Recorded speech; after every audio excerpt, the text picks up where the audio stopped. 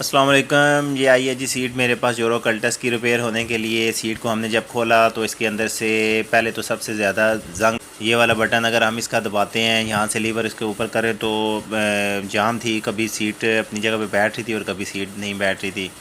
फिर हमने इसको जब पीछे वाली साइड से देखा तो फ्रेम अंदर से टूटा हुआ था, जिसकी वजह से सीट बैग इसकी बहुत ज़्यादा लेट जाती थी। और ये देखें, ये काबले वाली जगह यहाँ पे गरारी इसकी फ़िट होती है और काबलों की वजह से ना ये सारी टूट के जो बैग पीछे चली गई थी। जिस पतरी पे ये काबले बैठे हैं, ये पतरी सारी टूट के टेढ़ी हुई है। इसको अभी सीधा करना है और सीधा करके इंशाल्लाह इसको वापस फिट करूँगा मैं। ये देखिए अंदर से ये कितनी इसको जंग भी लगी हुई थी काफ़ी सारी, ये भी वॉश करनी पड़ेगी। लोकेशन है जी हमारी सदर नौगज़ा रोड रावलपिंडी।